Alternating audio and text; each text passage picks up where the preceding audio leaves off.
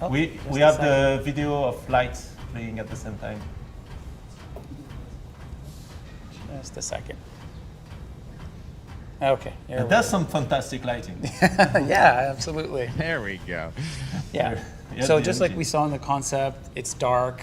It's really hard to see what's out there, and we do that on purpose to contribute to the fear of the unknown, right? You don't know what's back there.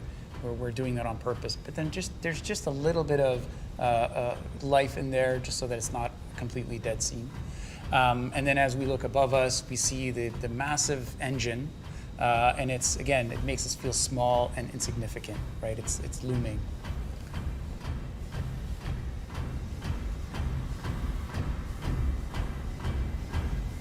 So as we're looking around, we see all those effects that you saw earlier in gyms. Now you see it here, steam coming out of the pipes. There's some secondary animation with the moving pistons. It gives life, it communicates that this is an industrial thematic. And then we're always leading the player with a little bit of horror storytelling, a little bit of narrative. We have the various tools and crates. I love the masks on sign up there. Yeah, yeah. Quite thematic. Safety first. Dead Space is a game about safety. Okay, so in this state, now we're in a state where it's starting to, we've powered the room, so the engine is slowly starting to rotate, a little bit of life to it.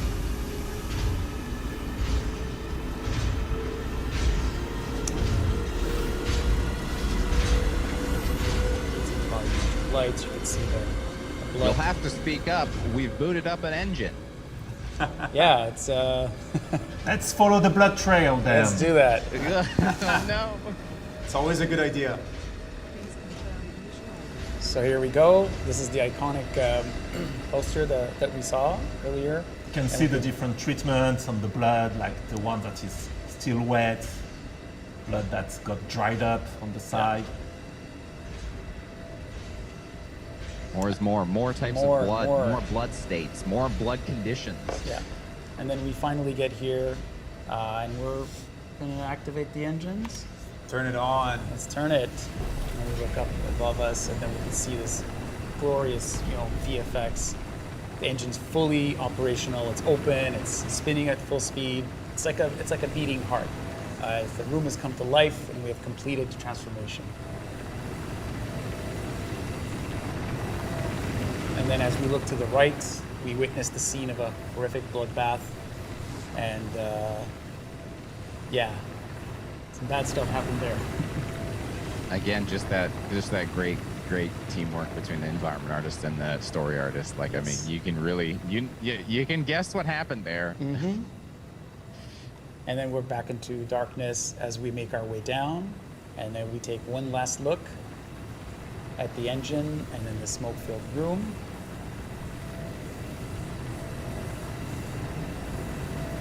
And that's it.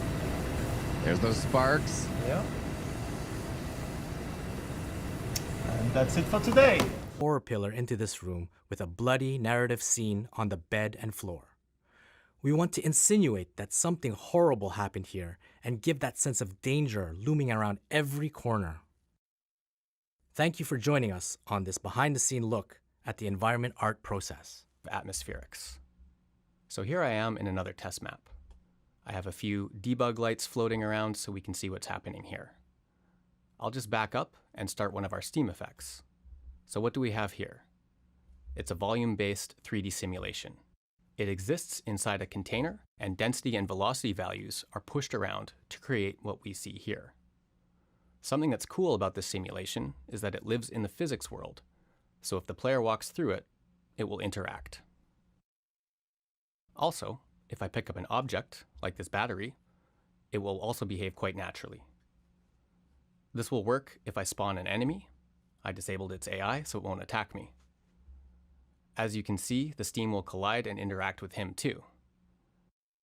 This effect also works quite well with our lighting and renders with the rest of the fog we have throughout our game. This can be used in a number of cases. We can create a steam or smoke effect like this, or we can cover the floor with a thin layer of interactive fog. In some cases, we can even fill an entire room with a cool simulation like this to give us some interesting and terrifying gameplay situations. So thanks for watching. I hope you enjoyed seeing some of the feedback.